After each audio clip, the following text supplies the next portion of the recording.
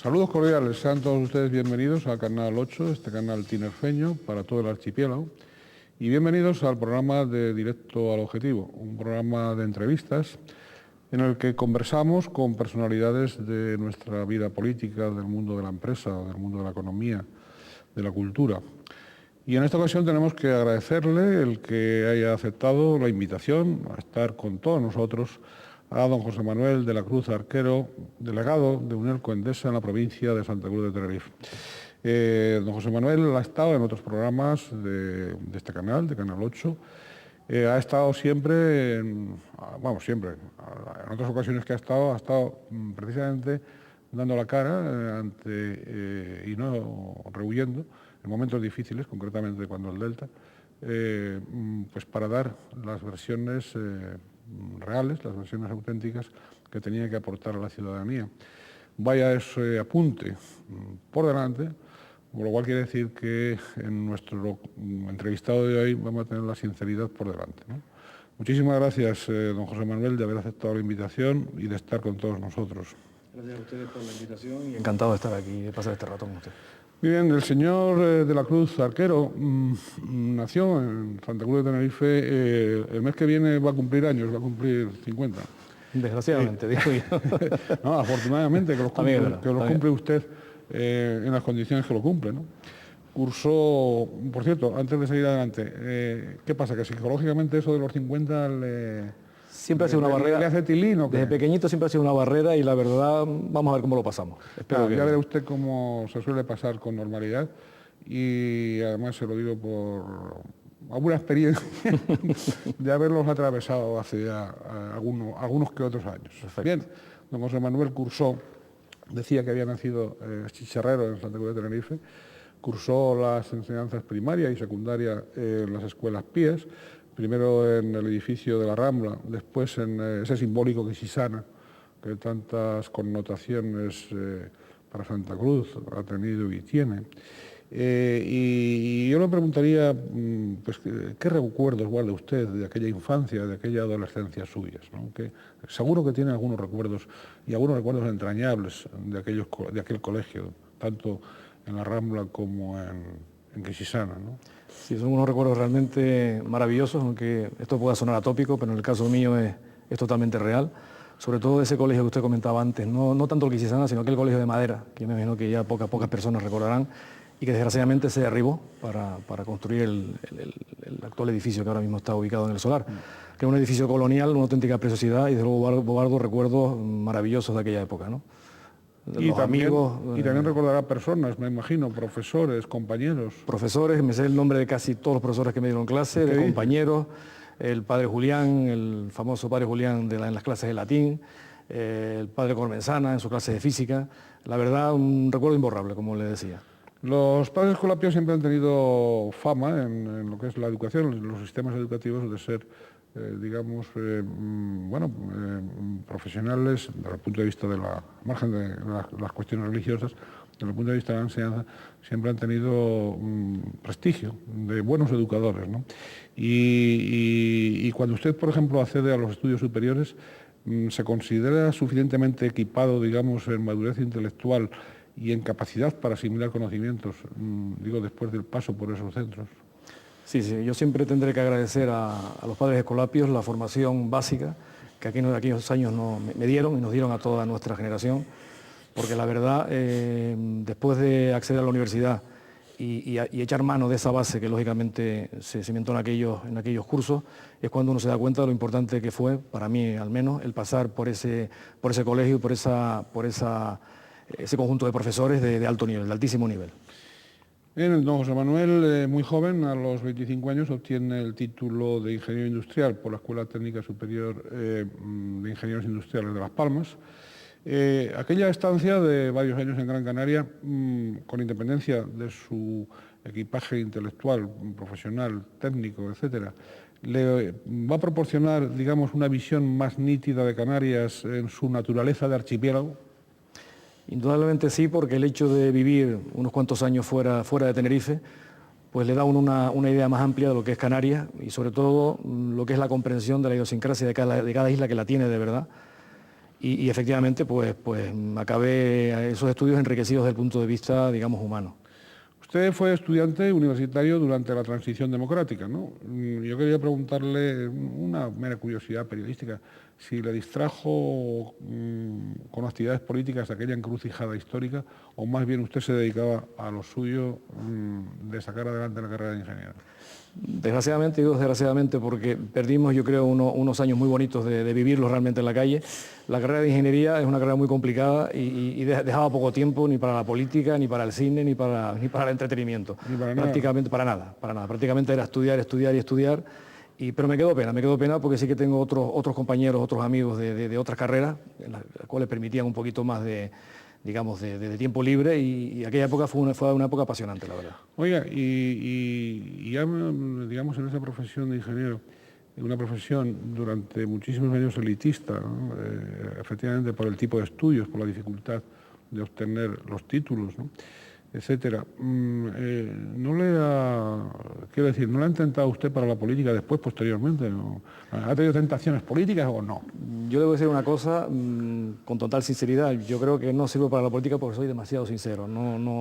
Me gusta decir las cosas como son y difícilmente podría acceder yo a la política. Sí, ya lo advertimos al principio de la entrevista. Recuérdenlo ustedes, hablamos de sinceridad y evidentemente tal como discurren algunas conductas públicas, la sinceridad tiene un poco que ver, lamentablemente, porque también hay algunos políticos que son sinceros, ¿no?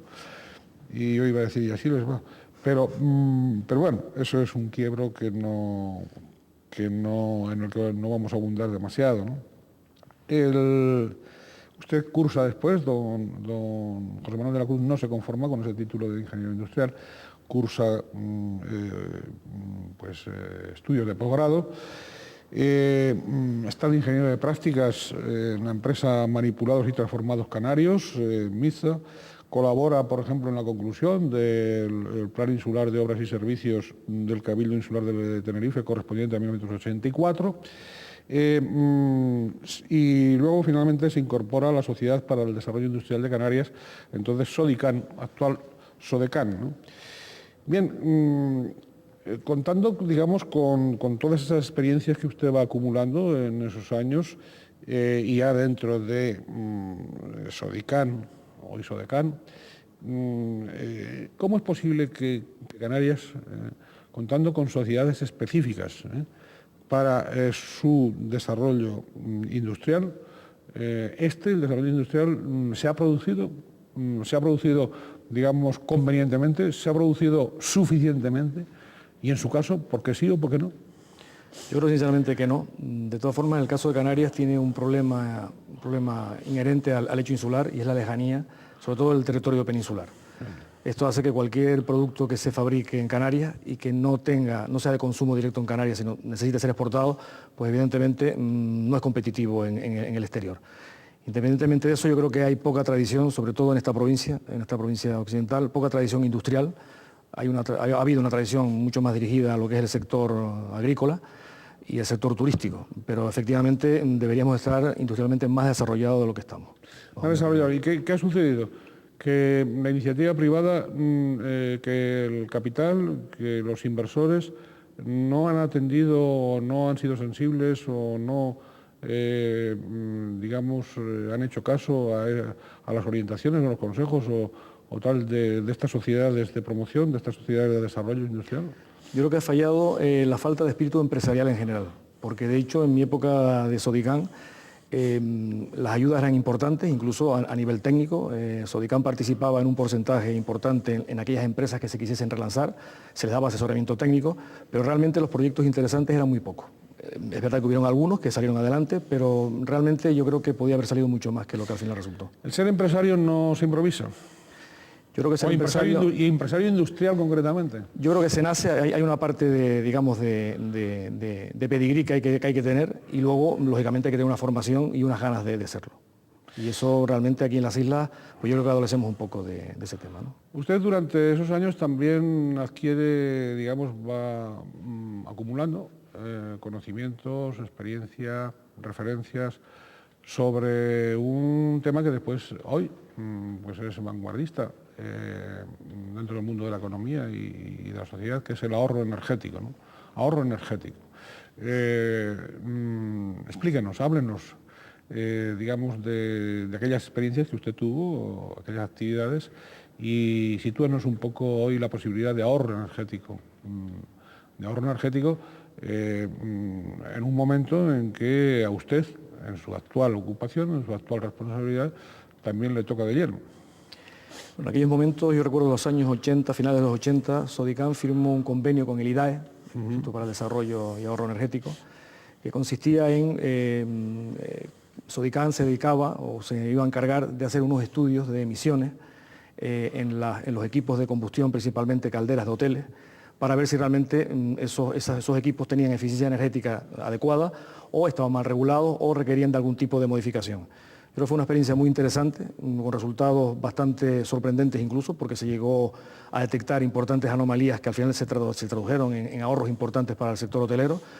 Y bueno, esa fue toda mi experiencia en lo que fue en la época de Sodicam, ¿no? Como usted comenta, ahora en el tema eléctrico es más complicado, porque todavía, y parece una paradoja que yo, que trabajo de vender kilovatios... Pero esto que le interesa es que se consuman kilovatios, claro, digo, desde el punto de vista empresarial. Efectivamente, pues nosotros estamos haciendo todo lo contrario, estamos haciendo, diciéndole a la gente que ahorre, pero ya casi por motivos de supervivencia, porque realmente, como no mejoremos un poquito los hábitos de consumo, desde luego este año lo vamos a pasar francamente mal otra vez en verano. Iremos a esto, poco a poco y nos acercaremos a la situación.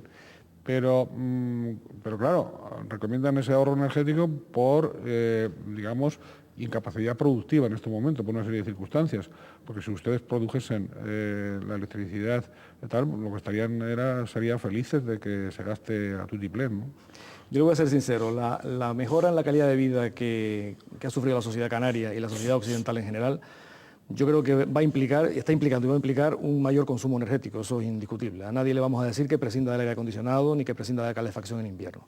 Lo que sí ocurre es que una mejora en los hábitos, por ejemplo, utilizarlos racionalmente, no tener las luces encendidas, eso que hacen mis hijos, por ejemplo, me imagino que los hijos de todos los oyentes, de irse a ver la televisión cuando dejando el ordenador encendido o el equipo de música encendido, esos hábitos yo creo que se pueden corregir y se consiguen medidas de ahorro muy importantes, aparte, lógicamente, de la propia eficiencia de los electrodomésticos, que cada vez son mayores. Pero el consumo, como consumo en una casa, va a seguir aumentando porque la energía eléctrica es sinónimo de confort, y al confort no va a renunciar a esta sociedad nunca. Sí, efectivamente no está uno acostumbrado en los hogares hoy a ver que se apaguen luces ni nada de eso, sino que eso parece, vamos, es muy común un gasto, digamos, pasa como con el agua, ¿no? Que tampoco se tiene, en el caso de las islas, que sería tan conveniente el ahorro de agua, tampoco se tiene esa mentalidad de gastar la menos agua posible, sino que es a soltar el grifo y ya está, ¿no? Un caso similar. Yo que siempre estoy en casa, cuando te lavas las manos, cierras el grifo. Los hijos no hacen eso. Los hijos dejan el grifo abierto, se duchan y están 15 minutos bajo la ducha, bajo los gritos también de los padres, que gritamos, sal de la ducha de una vez. Pero vamos, yo creo que estos hábitos hay que modificarlos porque además, aunque el bolsillo lo pueda permitir, desde luego Canarias en particular no se lo puede permitir. Bien, don José Manuel de la Cruz ingresa en UNELCO en 1987 y 4 años más tarde asume la responsabilidad, digamos, de la red de alta tensión en la provincia de Santa Cruz de Tenerife, de la que ahora, como hemos comentado, es el delegado provincial. 4 años y después, posteriormente, 3 años más en el ámbito del archipiélago, es decir, en un UNELCO regional, digamos, ¿no?, para toda Canarias.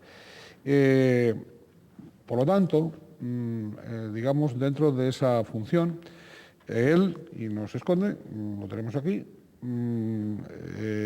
fue el responsable directo, corríjame si soy inexacto, fue el responsable directo, don José Manuel, del proyecto de la línea de alta tensión a 220 kilovatios entre Granadilla y Sora, es la popularmente más conocida como la línea de Vilaflor, ¿no? Fue así, ¿no? Efectivamente, lo ha dicho perfectamente. Usted es el máximo responsable y no me equivoco.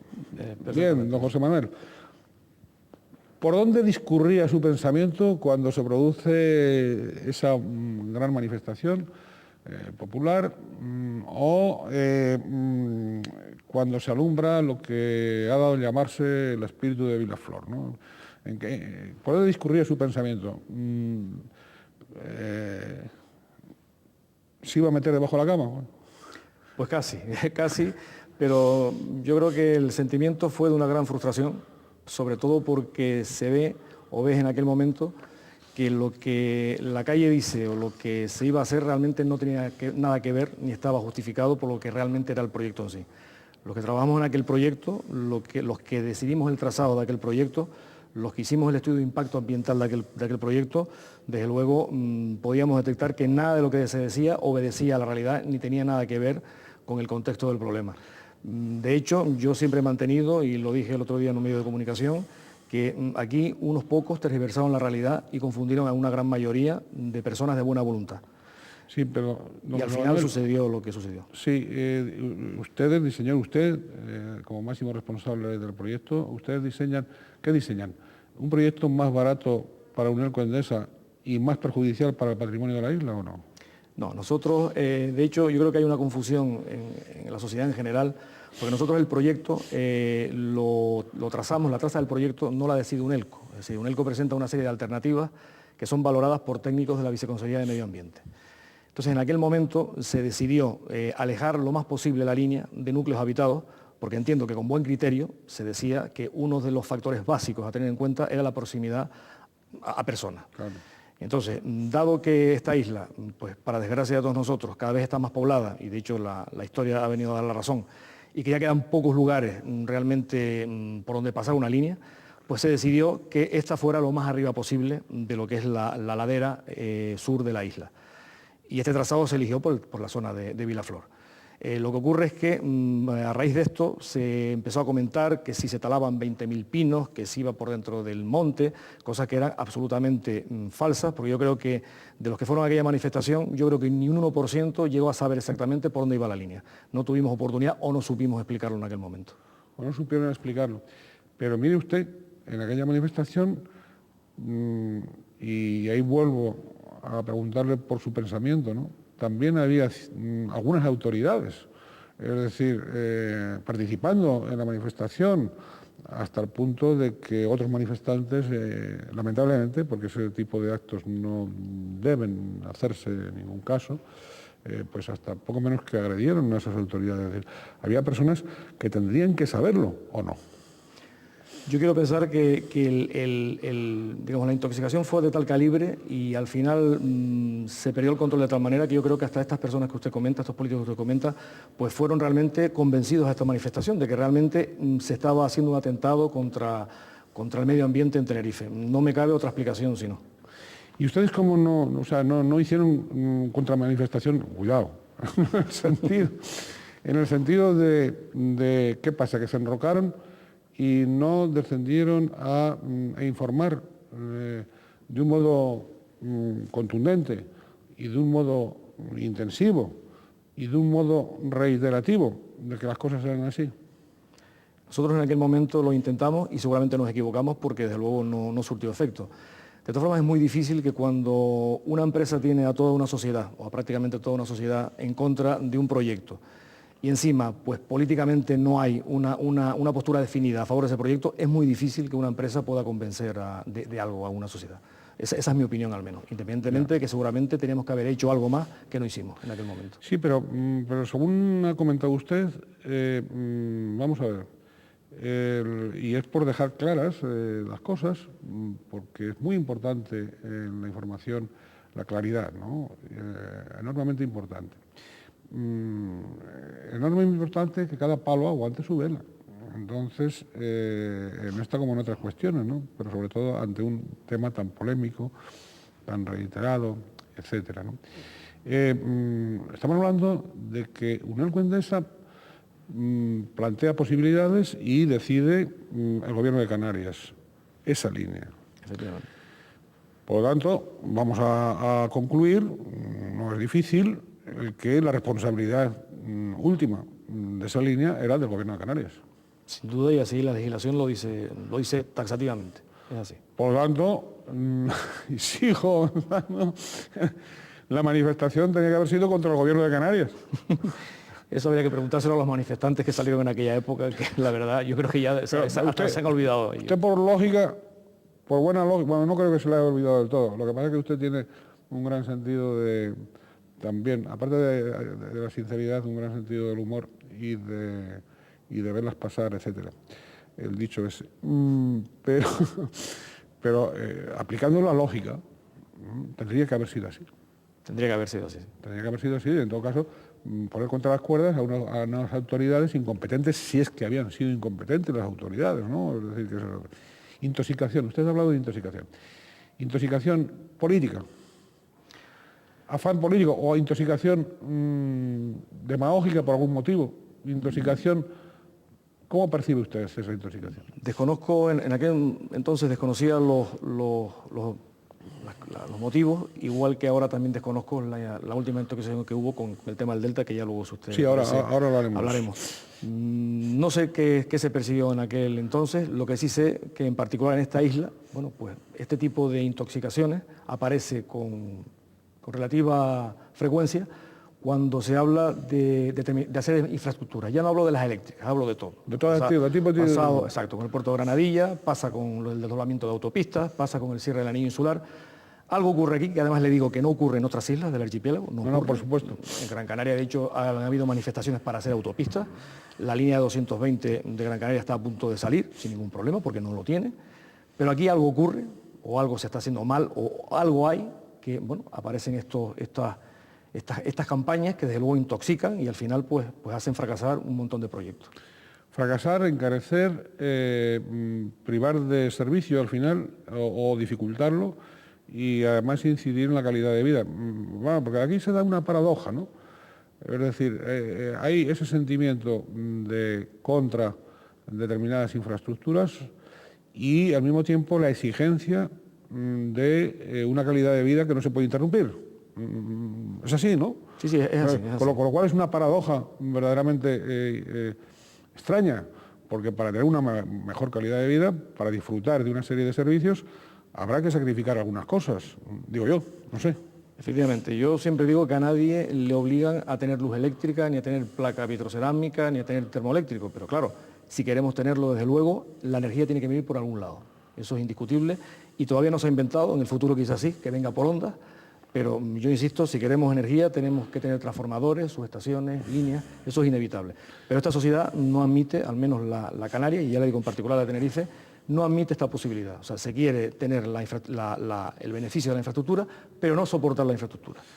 Coméntenos usted, don José Manuel, estamos con don José Manuel de la Cruz, delegado provincial de Unión Alcoendesa.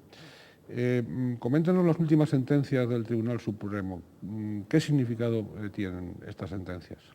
Digo, en el caso de Vilaflor. Sí, bueno, como usted sabe, en el año 2002 el Ayuntamiento de Vilaflor, mediante un pleno, anuló la licencia de obra que tenía concedida a nuestra compañía y en paralelo puso un recurso contra la aprobación del estudio de impacto ambiental que había aprobado el Gobierno de Canarias. Varios años después, bueno, en el medio, el Tribunal de Justicia de Canarias dio la razón al Ayuntamiento en estas dos posturas. Nosotros recurrimos al Supremo y el Supremo, en última instancia, ha fallado hace un par de semanas en el sentido de que la licencia de Vilaflor era y es totalmente válida, o sea que no había ningún problema, ni motivación ni causa para anular esa licencia, y que igualmente el estudio de impacto ambiental era bueno en su aprobación y en su ejecución. Además, la sentencia, curiosamente, va más allá. Es curioso, esto es una sentencia del Supremo, indicando incluso de que se utilizaron artimañas engañosas para justificar esta decisión del Tribunal Superior de Justicia de Canarias y la propia decisión del Ayuntamiento. Por eso le decía antes lo del tema de intoxicación. O sea, el propio Tribunal Supremo detecta, y lo dice así en la sentencia, artimañas engañosas, o sea, argumentos engañosos en todo el entramado judicial. En el entramado caramba, eso es grave, ¿no?, que se pueda producir. Es curioso porque, ya le digo, normalmente el Tribunal Supremo no entra a valorar estos temas, pero debe ser que lo vio tan claro que evidentemente no ha tenido más remedio que plasmarlo en la propia sentencia.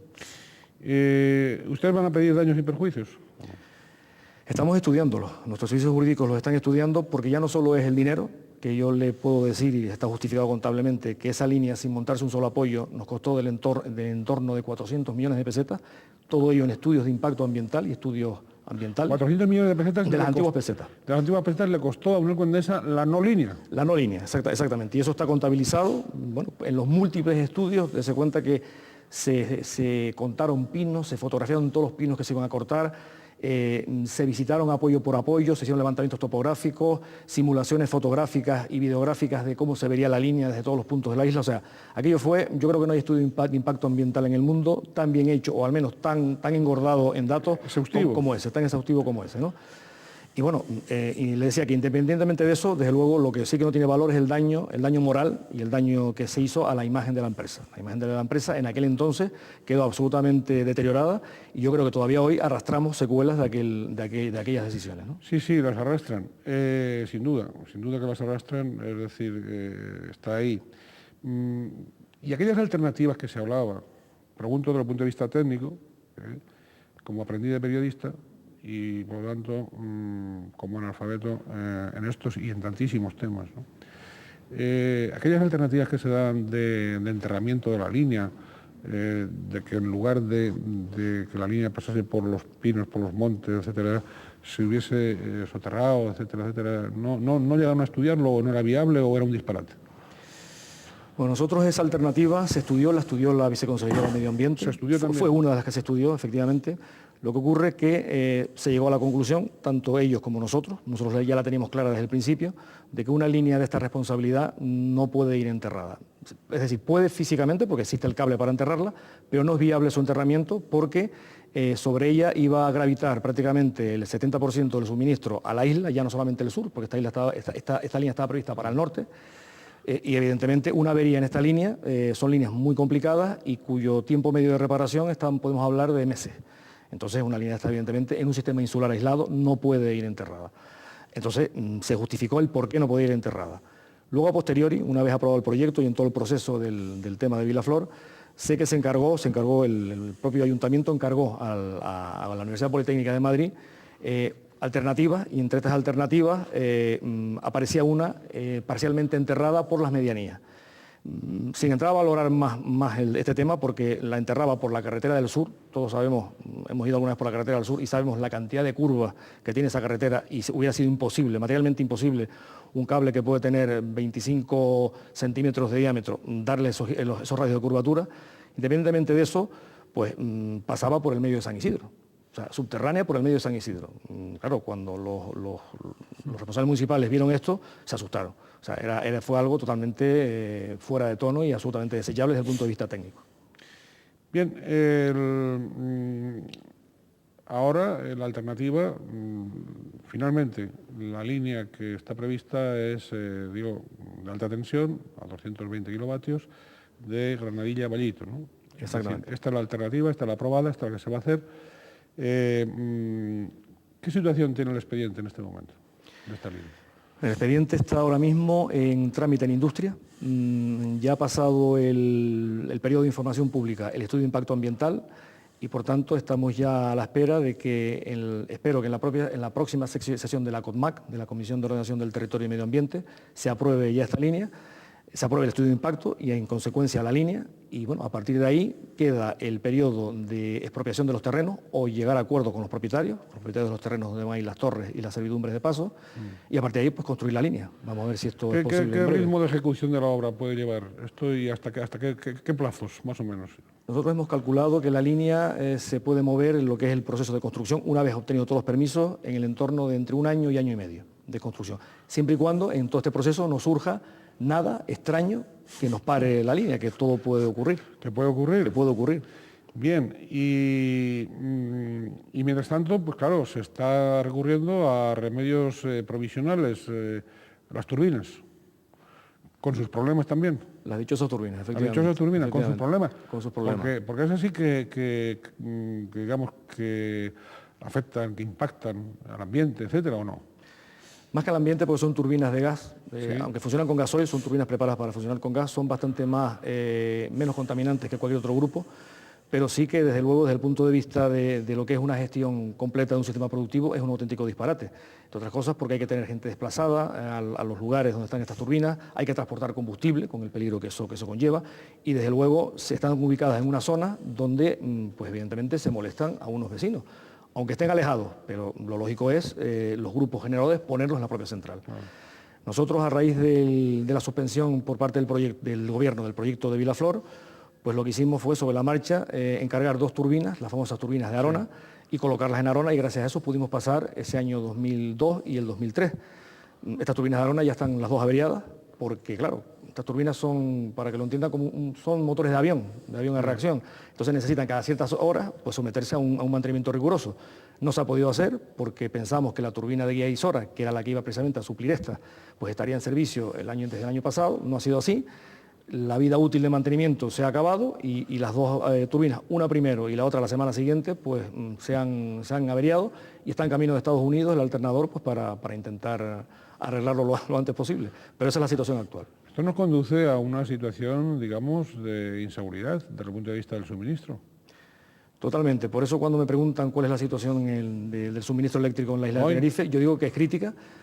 No ahora mismo porque tenemos luz, pero evidentemente estamos pendientes de un hilo, porque ahora mismo la alimentación, sobre todo al sur de Tenerife, depende de la turbina de Guía Isora. Esa turbina, cualquier problema que tenga, pues evidentemente acarreará costes. ¿Y no hay alternativa? No hay ahora mismo alternativa. Las líneas están sobrecargadas como estaban ya hace 10 años y estamos pasando gracias a la presencia de esas turbinas. Pero mientras tanto sí se sigue produciendo demanda eléctrica. La demanda sigue subiendo. De hecho, la punta de la isla este año ha subido en lo que va en los 4 primeros meses un 8%. 8%. La punta de demanda. Dese cuenta que curiosamente la isla de Tenerife siempre ha estado por detrás en lo que es la punta. La punta es la cantidad de energía en la peor hora del día, que suele ser las 8 de la noche, ¿no? Nosotros hemos estado siempre históricamente por detrás de Gran Canaria. Hace 6 meses ya hemos pasado a Gran Canaria en lo que es la punta diaria. ¿El crecimiento? En lo que es la punta diaria. ¿En términos absolutos? En términos absolutos, sí. En términos absolutos. ¿Se consume más energía eléctrica en Tenerife que en Gran Canaria? Se consume más energía. Los clientes de Tenerife ya son más que los clientes de Gran Canaria. El sur de Tenerife ya tiene más clientes incluso que el sur de Gran Canaria. Esto da idea del crecimiento bestial que ha tenido esta isla con respecto a las otras. Y que está teniendo. Y que está teniendo, efectivamente. Oiga, y con la tramitación, vamos, una vez que la línea de alta tensión de Granadilla a Vallito esté tal, vamos a...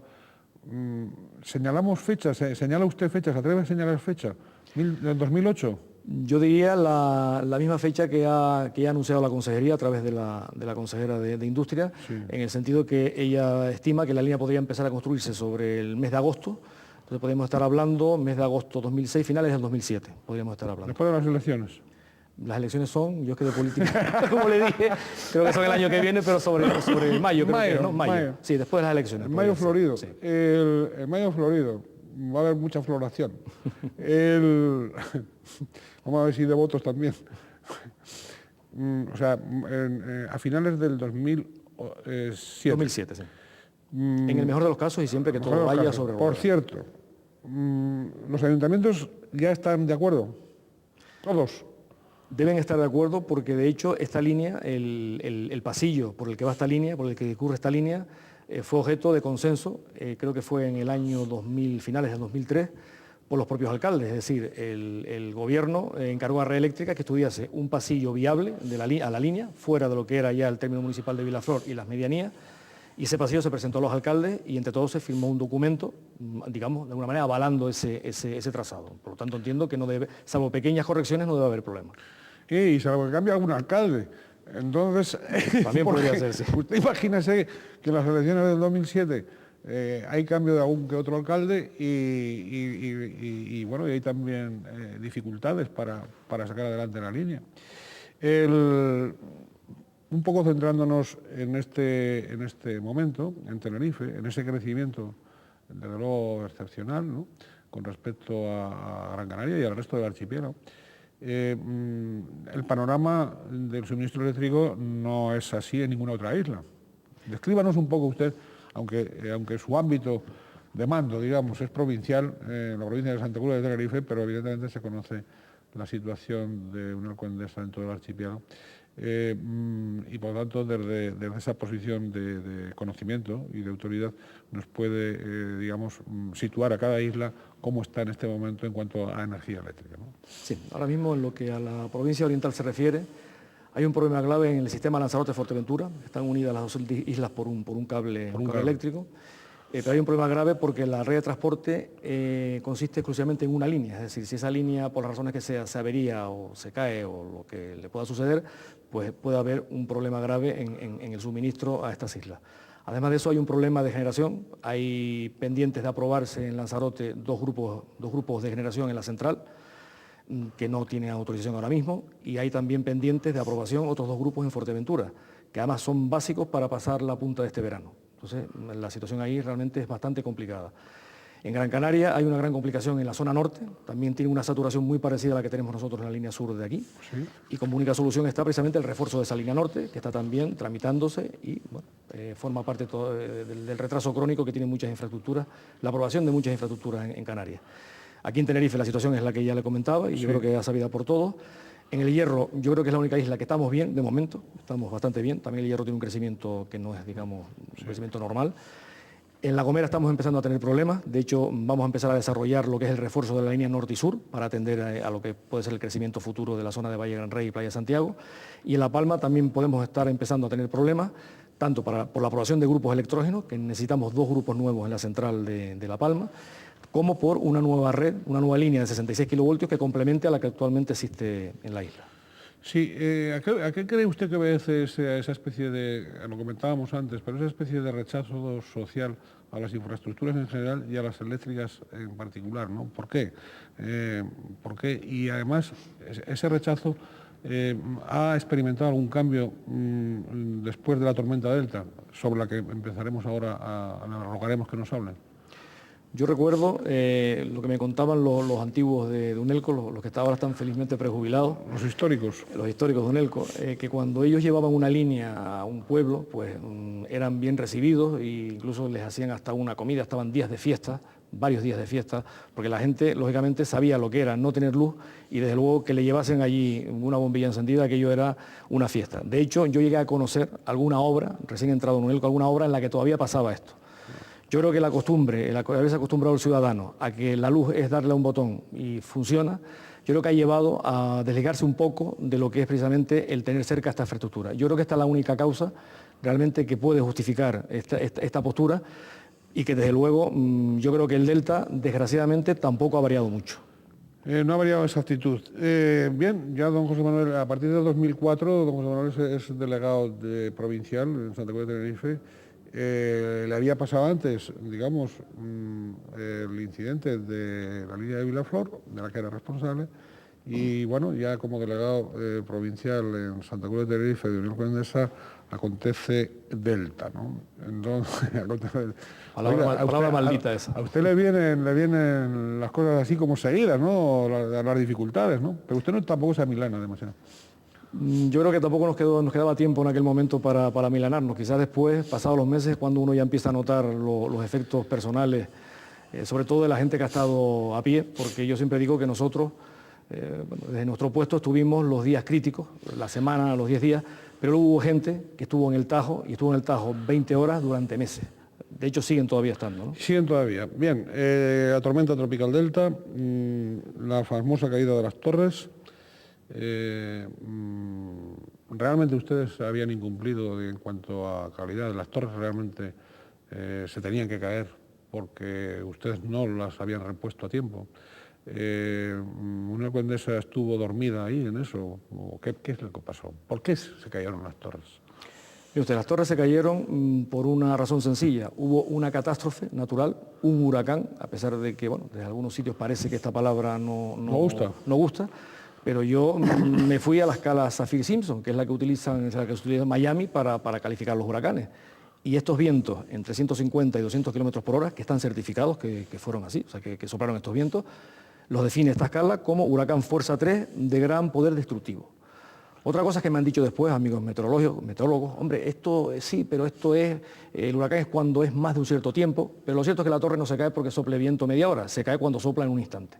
Y soplaron vientos huracanados que hicieron caer las torres, porque están calculadas para 120 kilómetros por hora, como marca la legislación, y soplaron vientos de 200. Esa fue la única causa. Lo cierto es que después también, al día siguiente, surgió otra campaña de intoxicación, lo de siempre, y aparecieron unas fotos en internet. Nosotros lo que hicimos en aquel momento, porque ya en aquel momento tampoco vale el salir a la... Las oxidadas, dice usted. Las oxidadas, efectivamente. Las torres esas que llaman oxidadas. Sí, perdón. Nosotros lo que hicimos en ese momento fue, antes de entrar en un debate que evidentemente teníamos perdido porque desgraciadamente se nos puso la opinión pública en contra, con un notario sacamos muestras de cada una de esas torres que se habían caído y las enviamos a 3 laboratorios distintos e independientes entre sí, en Península, que están además homologados para este tipo de certificaciones. Bueno, Tenemos esas certificaciones ya en nuestro poder, que yo pongo aquí a disposición de todos los oyentes, y usted mismo si quiere echarles un vistazo.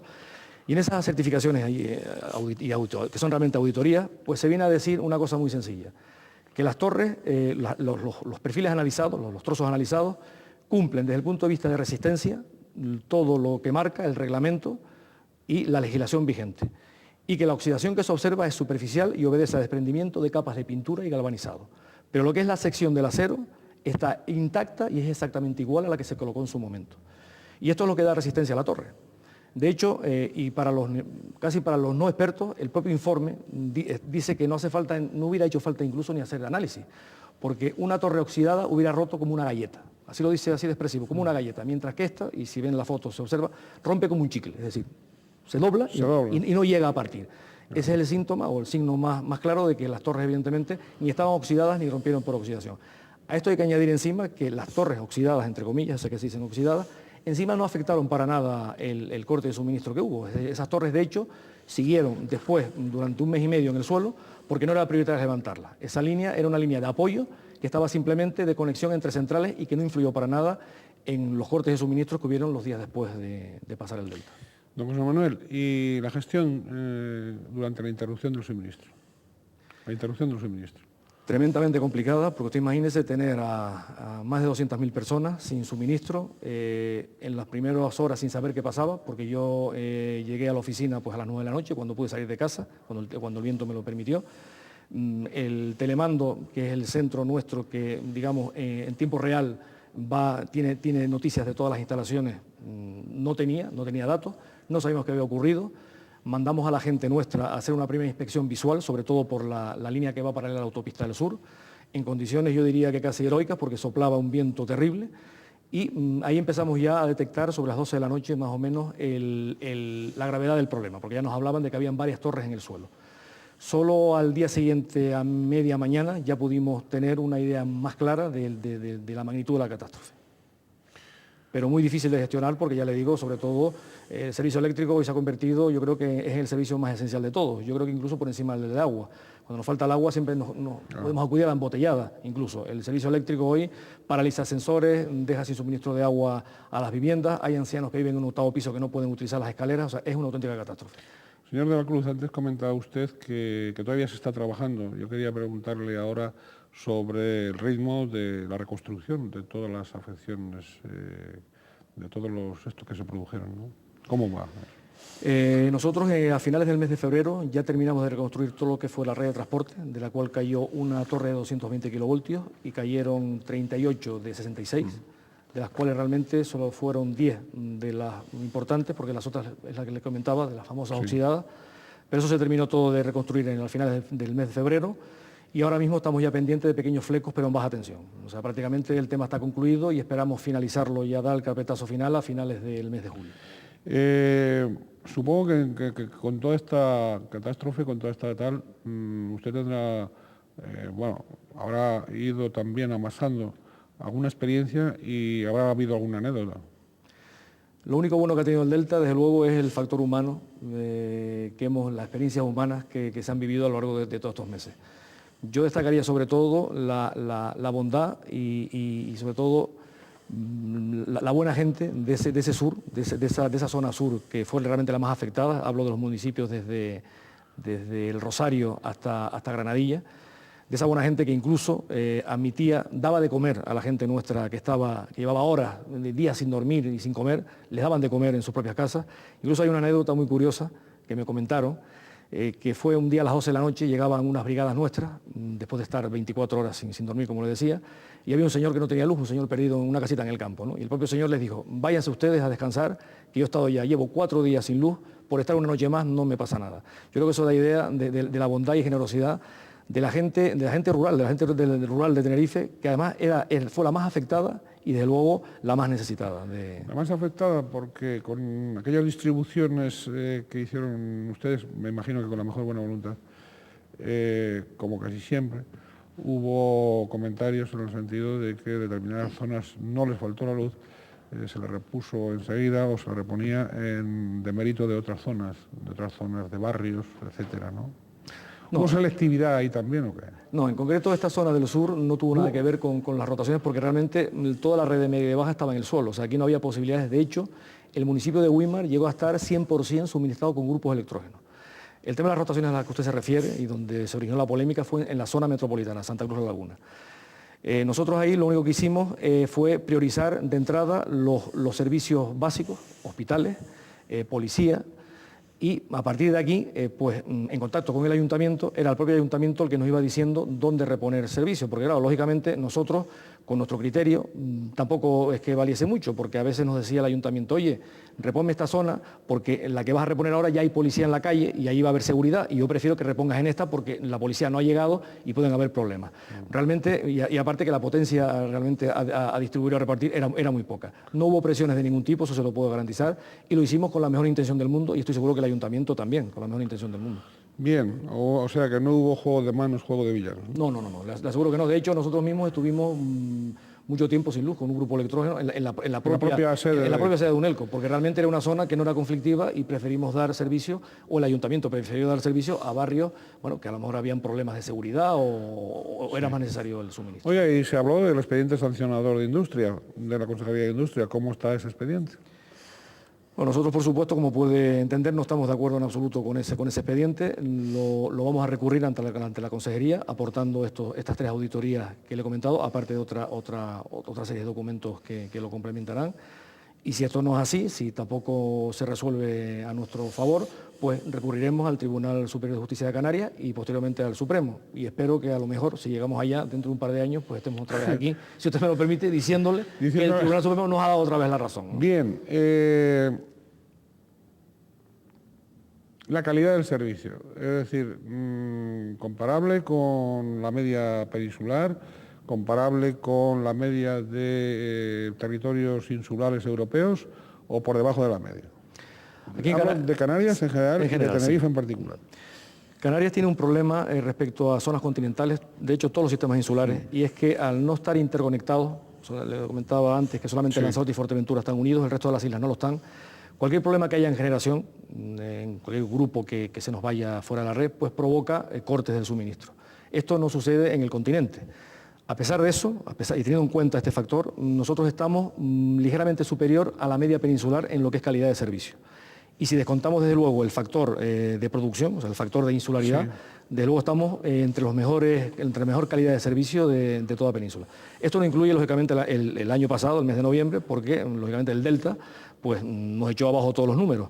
De todas formas, el Delta está considerado como fuerza mayor y si quitamos el Delta seguimos estando en los mismos estándares. Y dentro de Canarias es muy parecida la calidad de servicio que existe entre Tenerife y Gran Canaria, muy parecida. Bien, no se plantean, o no es posible, pregunto, ¿no?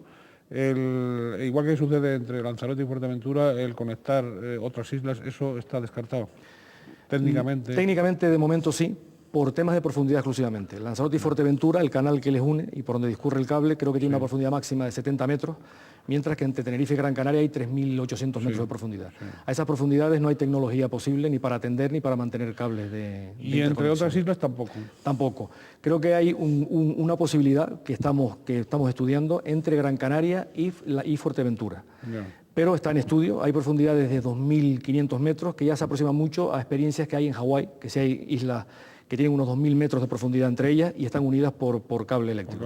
Ahí se está estudiando y probablemente en breve, le digo a corto plazo, pues se pueda estar planteando una unión entre Gran Canaria y Lanzarote. Oiga, ¿y cómo enjuicia usted la entrada en la escena insular de la red eléctrica española?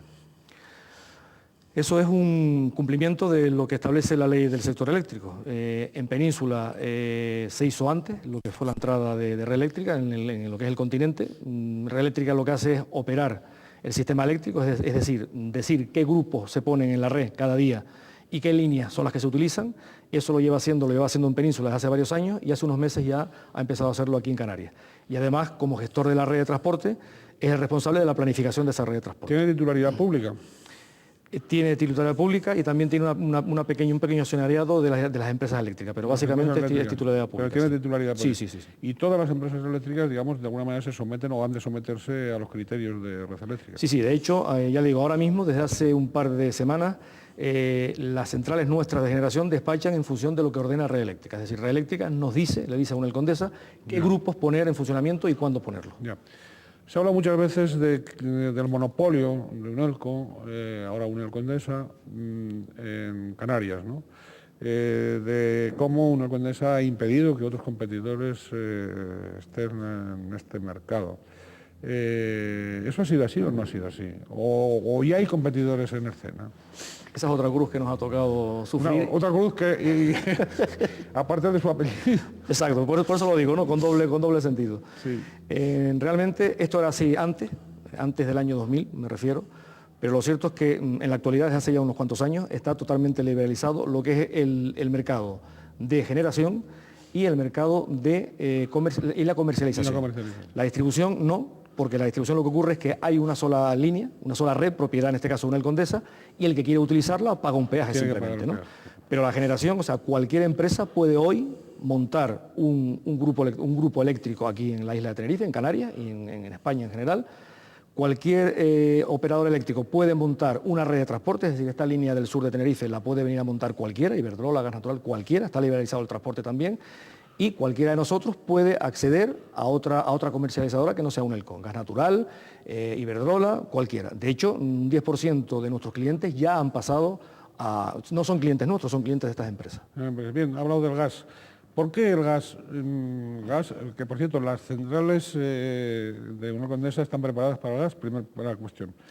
Lo que son los nuevos grupos que se han colocado de ciclo combinado y estas turbinas de arranque rápido, que yo lo comentaba, de gas, están perfectamente, de hecho, su rentabilidad máxima desde el punto de vista económico y medioambiental está para el gas. Lo que pasa es que ahora mismo están utilizando fuel oil. Sí, ¿y por qué el gas es mejor, digamos, como decía, que el gasoil o que el fuel? Tiene un mejor rendimiento, es decir, para conseguir la misma cantidad de electricidad se necesita menos gas que fuel oil. Sí. Y de luego es mucho más limpio, es decir, las emisiones son un 50% más menores que con combustibles fósiles tradicionales.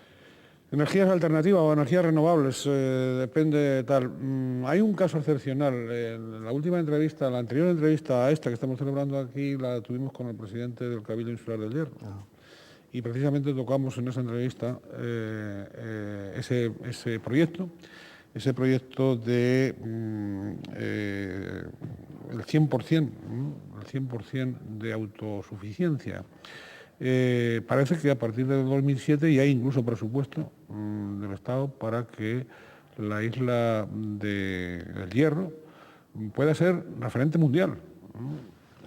La única isla del mundo que esté, digamos, con energía eléctrica procedente de independiente de combustibles fósiles. Energía alternativa. Eso ha sido así, pero salvo ese símbolo, digamos, de la isla del Hierro, Unel Condesa no se ha dormido en los laureles en cuanto a energías alternativas. A mí siempre me ha gustado llamarla energía complementaria. O complementaria. Porque alternativas da idea de que se puede... O renovables o... Yo creo que es más lógico el llamarlo complementarias porque lo otro lleva equívocos en el sentido de pensar que se puede prescindir de la energía tradicional. Nosotros yo creo que no. Quizás en un principio, como todas las cosas novedosas y que empiezan, bueno, pues las empresas grandes como las nuestras tardan en montarse en el carro, pero nosotros ahora mismo tenemos un parque eólico en Arico, participamos en el parque eólico de Teno y apostamos, tenemos una apuesta decidida por todo lo que es energía renovable. De todas formas, la energía eólica tiene también un límite, precisamente por ser un sistema eléctrico aislado como el nuestro, tiene un límite en cantidad que no se puede, por encima del cual no se puede estar porque habría problemas de estabilidad. Y ahora estamos también, se está apostando la sociedad canaria y por supuesto Unelco también por la energía fotovoltaica. Hay un número importantísimo de proyectos en la mesa de Unelco, de solicitudes de particulares para el montaje de este tipo de energía, que yo creo que tiene un futuro prometedor en nuestro archipiélago. Muy bien, don José Manuel, se nos ha ido el tiempo y de luego nos quedan muchísimos temas por abordar. Yo quería plantearle por lo menos mínimamente, pues digamos desde el punto de vista social, precisamente esa campaña de Pasa la Corriente en colaboración con la Dirección General de Promoción Educativa del Gobierno de Canarias y otros planes de futuro. Esas son, digamos, acciones precisamente para acercarse a la sociedad y para que nuestra sociedad no vea a Unel Condesa tan así. Sí, yo siempre hemos mantenido en la casa de que, como las personas mayores ya creo que tenemos poco remedio, pues hay que ir un poco hacia los niños. En este sentido se planteó con la Dirección General de Promoción Educativa del Gobierno de Canarias, del cual hemos tenido una colaboración total y absoluta y gracias a ellos se ha podido hacer, una campaña desarrollada a lo largo de este curso académico, que en principio ha sido una campaña piloto destinada a 45 colegios del área metropolitana de Santa Cruz y La Laguna, en la cual se han hecho una serie de talleres en los propios colegios con personal de empresas especializadas para enseñar a los niños, enseñar lo que es la energía eléctrica y sobre todo introducirlos en los usos racionales de la energía. El resultado yo creo que ha sido espectacular, la calidad de los trabajos recibidos, porque después había un concurso y unos premios, 5 finalistas, que al final se les dieron unos regalitos y un reconocimiento. Yo creo que el resultado ha sido espectacular, porque la calidad de los trabajos ha sido espléndida, de los trabajos de todos los alumnos, y yo creo que se han divertido tanto los alumnos como los profesores que han participado en esta experiencia. Y la idea es, en el futuro también, en los próximos años, irla incrementando y llevándola al resto de municipios de la provincia. Bien, don José Manuel de la Cruz, delegado provincial de Unión Condesa, está casado, es padre de 2 hijos. ¿Le queda tiempo para dedicarse a la familia o no? Muy poco, muy poco. De hecho, a ver si salgo corriendo ahora para echar una mano en casa. Pero la verdad, muy poco. Pero creo que como a todos los trabajadores. Realmente esta sociedad va demasiado rápido para... Muy bien, pues hemos llegado lamentablemente al final del tiempo. En otra ocasión no esperaremos las sentencias, probablemente, ¿no? En otra ocasión volveremos a hablar con don José Manuel de la Cruz, que evidentemente ya ustedes han comprobado que no rehúye absolutamente ninguna cuestión que se le plantee, y agradecerle muchísimo sus palabras, su información, sus criterios, su documentación. ¿Usted quiere agregar algo, don José Manuel? No, simplemente que gracias por la invitación al programa y encantado de haber pasado este rato, que la verdad me lo he pasado muy bien. Muy bien, pues muchísimas gracias, y a todos ustedes desearles, como siempre, que procuren ser felices en la medida de lo posible.